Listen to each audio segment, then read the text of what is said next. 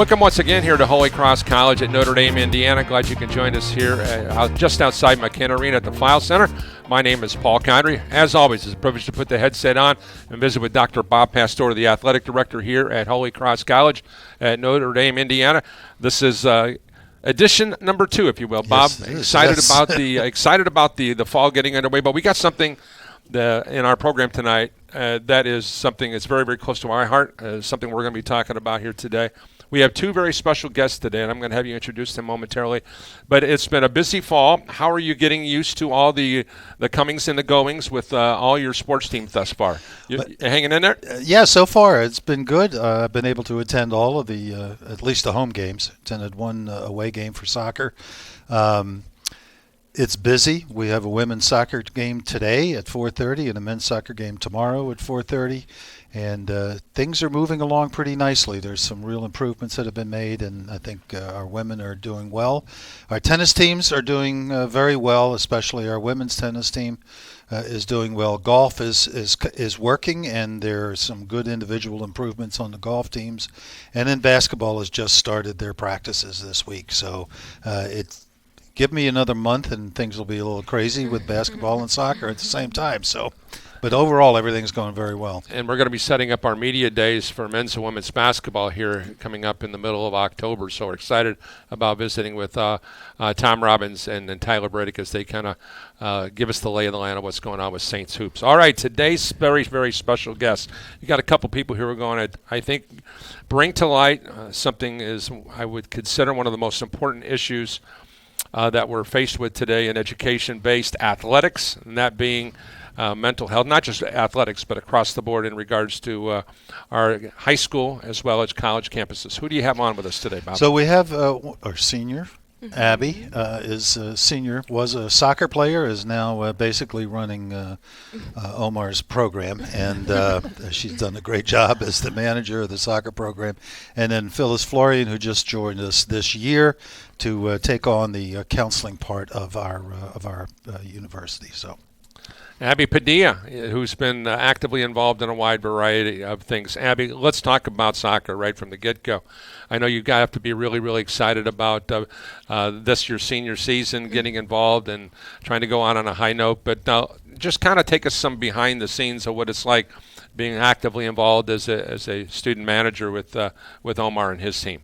Well, it does require a lot of time management, but luckily since I was a former athlete, I got to understand that early on. So I have managed my time well with my classes, my assignments, my extracurriculars, and being able to travel with the men's soccer team and just running or being there for their practices and home games. So that's always been hard, but easy whenever you do it correctly to be able to manage the time and everything else at once. So that's been good, but busy. You have a new appreciation for how coaches go about dealing with details and the attention to detail, from the simplest things of making sure the student athletes have their uniforms washed to the simple aspects of making sure we have food taken care of, to travel plans, all those kind of things, film breakdown. There's so many things. Has there been one thing that's jumped off the page for you as a student manager that say, wow, I didn't know coaches did that?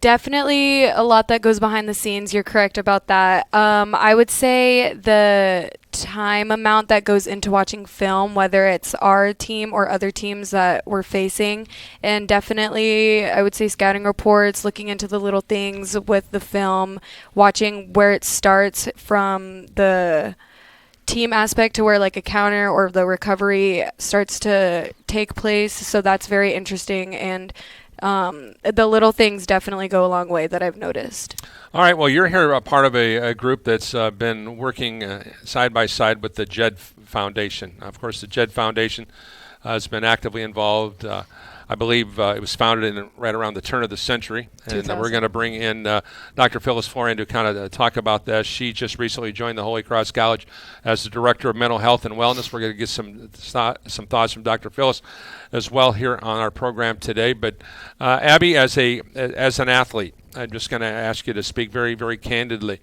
about some of the trials and tribulations that athletes, not only at the high school level, but at the college level, and the expectations. I know Bob and we can firmly say that this was not something that we thought about or he was even considered when we were growing up. And so that being said, but we're a lot more cognizant about this, especially with the rate of teen and young adult suicide today. So I'm going to ask you to, from a athlete's perspective, and now in a position of athletic management, if you will, is it more prevalent from your eyes to see it now? I would definitely say yes. It's my first years as an athlete. It was very hard mentally, just juggling and feeling like I was doing enough or being good enough. Like that definitely is something you hear yourself like all the time. It's definitely hard being a dual type of student while also being an athlete. It's very hard to show up 100% when, especially when you can't always do that 100%. So being able to reach out and ask for help is definitely something that I would say. Being a manager, I now have seen that it's definitely doable to see more signs, but it's definitely like a blessing to be able to work with JED Foundation to be able to better see those signs ahead rather than like if it would be too late, rather if you would say. But yeah. All right, Dr. Phyllis, first of all, thanks for taking time to join us and talking about something that you understand this dynamic as well, but you also have 5 children, so you understand the dynamics. I have 6, so I'm one up on you on that one, kiddo. So, but give us an idea from your chair as a person who's actively involved in the mental health of students and student athletes. Kind of give us an idea and how important this JED Foundation has really, really been. I went back and did some homework on this, and there's 250,000 people visit the JED Resource Center every single month, and that doesn't include some of the online stuff. And it all started by Donna and Phil Stanow, whose son committed suicide in 1988. 98. 98, okay. Yeah. So kind of give us an idea on where that, how that JED Foundation has kind of grown and really played a pivotal part of what we're doing today in mental health. Right. Thanks for asking. Donna and Phil Stanow, in the aftermath of their son's suicide on campus, really talked with the people there. And I think it was the president that said to them, how can we protect all of these other students? And that became the impetus for them. The idea being that anything we can do on a campus setting to elevate people's understanding of things to look for, ways to understand how mental health can negatively affect, or stressors can negatively affect mental health of students. We know that students are still evolving people. They're, adulting, as my kids would say, and yet not quite there. And the brain development is 98% there, and there's still some hardwiring that needs to happen. So when we talk about mental health and wellness as something that the college campus has decided to embrace in a larger way. We do have a counseling center, and we have, a director of the counseling center and an intern that work there. And this addition is to take it out beyond the counseling center into residence life, but also with athletics. College athletes are under so much pressure, and it's not because coaches are ogres or anything like that. It's because there's a lot of pressure on collegiate athletics, top to bottom, because it's a huge it's a huge pastime for people who just gather around the television on the weekend to watch the game or go and tailgate and participate in something or keep check on the scores of some of the other teams that they're following. So students get that, athletes get that there's, we need to perform, we need to do well, and they want to do well. They're highly motivated to do that.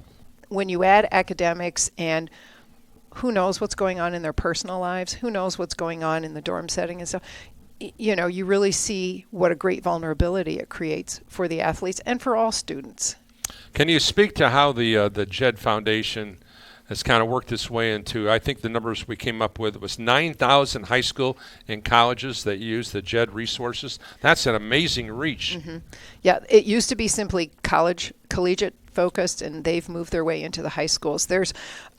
We know that there's over 450 campuses that have used the one of the surveys that they use to help, put a pulse point on what are students thinking about, what are they feeling. A healthy mind study is what it is. They've partnered with University of Michigan to do a healthy mind study, which has really hit over 500,000 students over the course of a number of years. And they've got great facts every year that they put out there so that people can raise their awareness about what seems to be informing mental health and informing student overall well-being.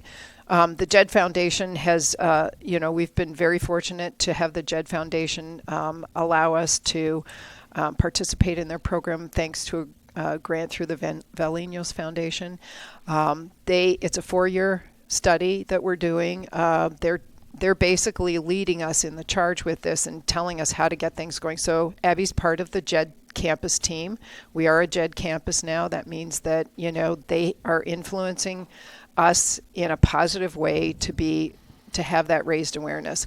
And we, it's a 4-year process where in the first year we do a campus assessment. We take a real hard look at ourselves in all aspects, including athletics, about how we do what we do in terms of services provided. We look at life skills, social connectedness, help-seeking behaviors, all of that stuff, risk management. And then next year they give us, using a sports analogy, they give us the playbook for how to improve. Like, okay, we've got a picture of what your campus is doing. They study the students, do they do the healthy mind study? And then the next part of it is, here's the playbook, and here's how we are encouraging you to improve how you do what you do for the students and for the entire campus community. Because it's, everybody will be positively affected by this. This is transformational. Abby, speak, if you will, the importance of this in your own life. And secondly, whether it be male or female, are athletes initially receptive, or it's like, whoa, I'm not sure how this is going to fit into my life or my lifestyle. Social media is going to play a factor. What if so-and-so knows that I'm actively involved? So there's all that undercurrent that goes there. Can you speak to those? Starting off with the first question, I handle mental health closely. Starting in high school, I lost a dear friend, and before that, it was right before I was already going through a tough time mentally, and then COVID happened, so it was kind of just like a spiral of events, and I definitely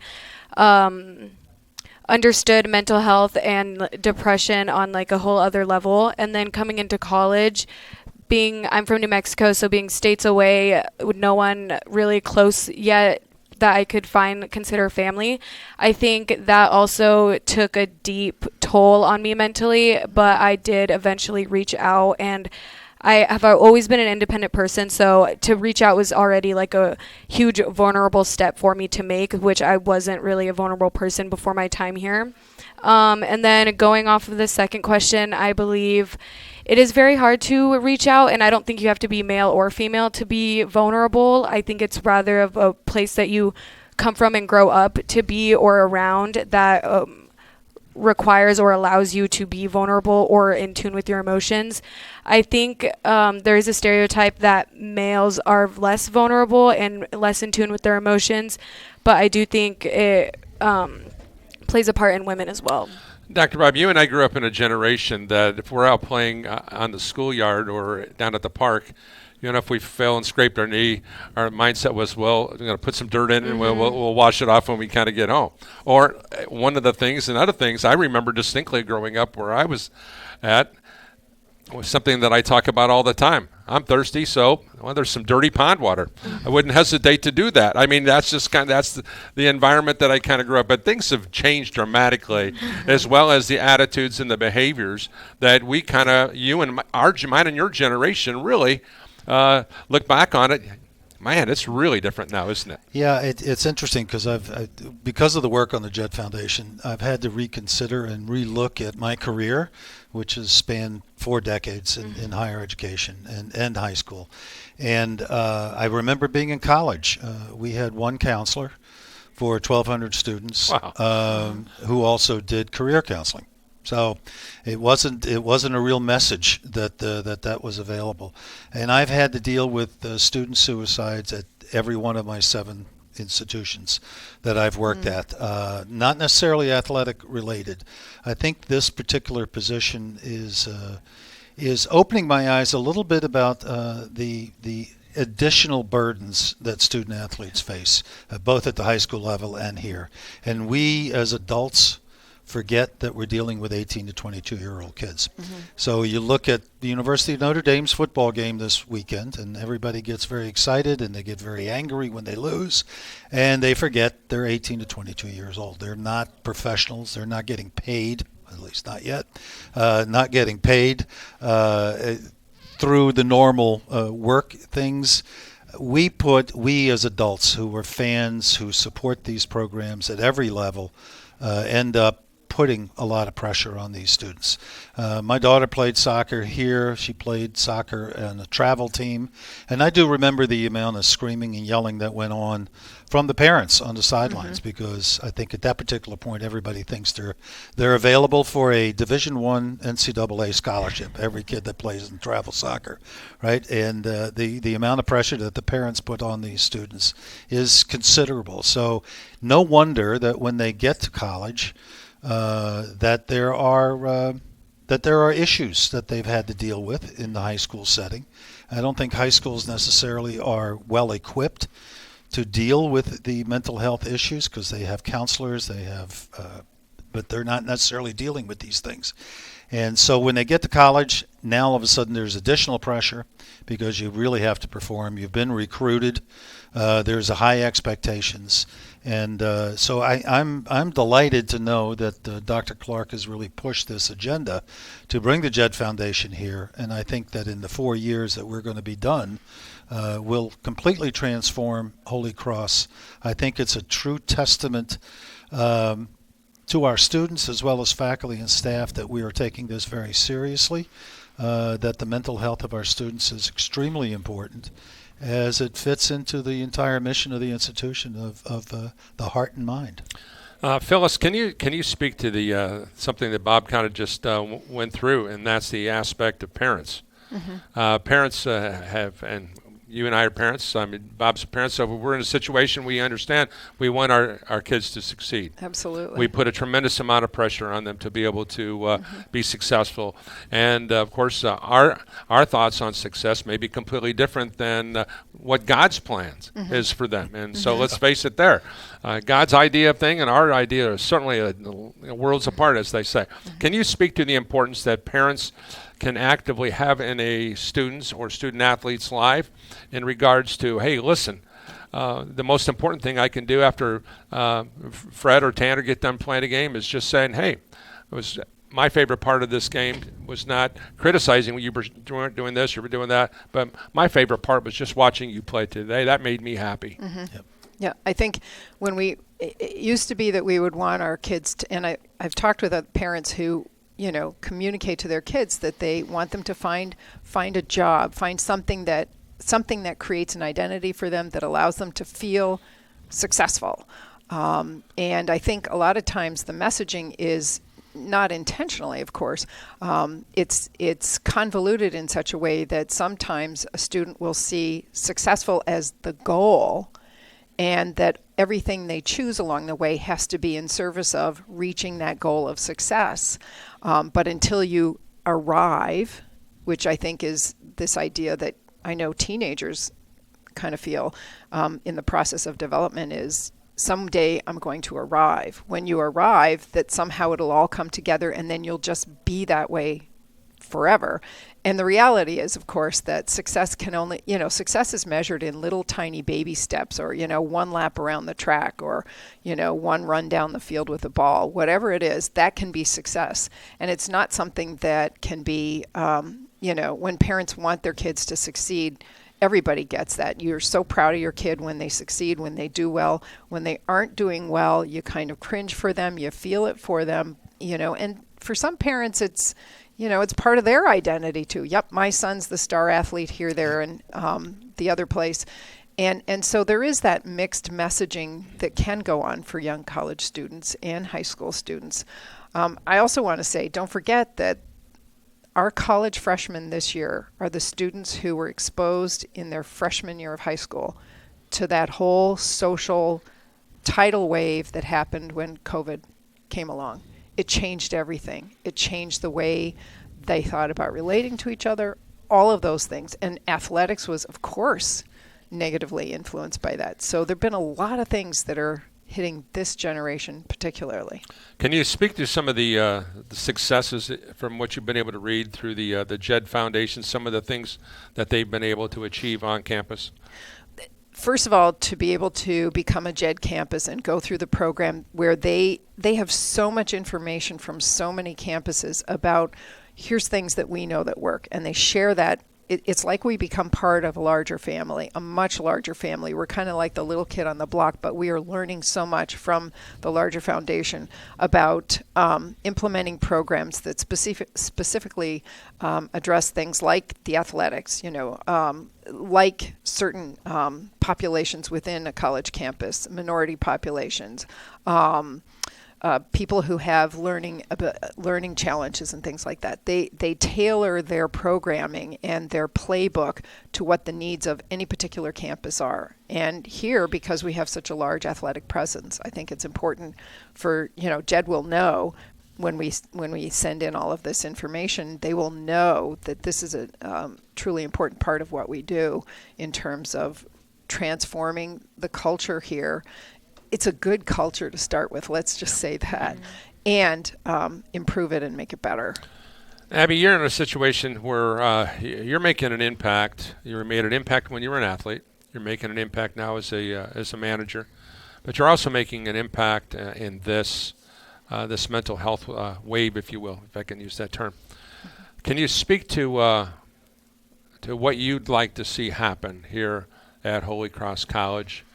And the investment that you've made here, you may not be able to see it within the time you're here, but your investment in time, energy, and awareness is going to have an unbelievable effect for the next 4 years, 8 years, and 12 years. Can you speak to what you think you want your legacy to be about? Thank you. I appreciate that question. Honestly, I'm only here for a year, but it is a 4-year program, and I would love to come back and do as much as I can throughout the steps, because there's one after per year, right? Mm-hmm. After, yeah. It's a 4-year study and implementation process. Yeah. Yep. So I hope to be able to come back in the implementation process throughout the years to come, and honestly, I don't really know if I would want any recognition or anything, but just to know that I actually truly helped with the mental health and awareness of everything going around on campus and just in the daily world. I'm a part of social concerns as well on school, and we just did a table of world suicide prevention, which brought awareness to the same thing that JED is doing, but it was just on a little poster, and whether that made a huge impact or not, I was blessed to be part of it and just bringing any awareness that I can to the topic so that other people can know and be aware and just prevent anything possible. Phyllis, looking ahead, once similar to the same question, what would you like to see if we have this conversation again, let's say 5 years from now? What would you have liked to have accomplished through the JED program? I think, first of all, to make sure that anybody on campus here at Holy Cross College understands that there are people that can help you. You are never alone. There's always somebody that can help guide you or support you and help you find whatever it is that you need. The bigger thing here and anywhere is to continue to try to reduce the stigma about mental health. We had some stats from the Healthy Minds study that was completed last year, and we know that almost 60% of students have some kind of anxiety or depression going on. They test positive for that, and 36 or 37% of them will get mental health help. And yet, about 40% of students will say, when surveyed, that they agree to the statement that most people would think less of someone who is receiving mental health treatment. And that's frustrating. As a psychologist, that's frustrating that is still a stigma. And when we start thinking about, so think about the athletics. If you pull a muscle, guess what? You go to the trainer and you get some exercise, you get some treatment so you can back out on the field, back out on the court, whatever it is. Why can't we think about mental health the same way? You're not doing well, you're kind of in a dark place. Let's get you some help, let's get you some treatment, and then you're back out there again. It's not, it's taking down that stigma, I think, would be huge. And I believe JED Campus Foundation is going to help us do that. I've worked for the Indianapolis Colts the last 25 years running their Colts Coach of the Week program, and I know that one of the newest initiatives that's happened in the last 4 or 5 years has been the Kicking the Stigma Yes. program. And I know the Colts, and I give a lot of credit to the Irsay family for really, really kind of going to the forefront in regards to making something happen in regards to the awareness of mental health. I think the more and more we start getting people to have a bold, aggressive approach to bringing awareness to this, I think it's just going to make our society substantially better. It's going to get kids as well as parents even the help that they need. Amen. Yeah. You think so, Bob? I hope so. Absolutely. I mean, I think when I look back over the last 20 years, how far we've come. Oh yeah. Right? And so we're by no means done. But it's important to understand that everybody that comes through the doors here at the university or at the college has a story, has a background, has something that they've been dealing with either through the family or through sports or whatever it may be.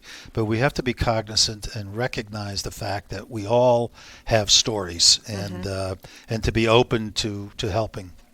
Phyllis, if someone is interested in knowing more about the JED Campus program, what's the best way for them to, reach out to JED or talk to you or whoever the case may be? They can look at jedcampus.org online. They can also just Google JED Foundation and understand the history of it. People are welcome to get in touch with us on campus here at Holy Cross College and just ask for mental health and wellness or the counseling center, and we will talk to them about it. The president, Dr. Marco Clark, has been extremely supportive and visionary in all of this too, so we're here to talk about it. Anybody on the campus team. One thing that the athletes can do, and Abby and the other students that are on the committee, is to make sure that we get as much response from the Healthy Mind Survey as possible so that we can get an accurate picture of what our students are going through. So that's one of the legacies that Abby can leave in getting our student population to fill out this survey. Right. Abby, great job, not only as an athlete, but as a manager, and God's blessings to you moving forward. You're a great young person. Thanks for joining us here. Thank you so much for having me. I really appreciate it. Dr. Bob, great conversation here today at Holy Cross College. Looking forward to Men's and Basketball Media Day coming up, as well as edition number 3 later on this fall. Thanks for putting this together. I think this is something very, very worthwhile. That's going to do it for our program here. Thanks again here for you for joining us here on Regional Radio Sports. Thanks again to Fred Maxey as well as Tanner Camp and Andrew Kirksey, our team behind the scenes doing the great work that they do. Once again, from the Holy Cross College at Notre Dame, Indiana, just outside the File Center here near McKenna Arena, I'm Paul Condry. God bless you all. Good night, everyone.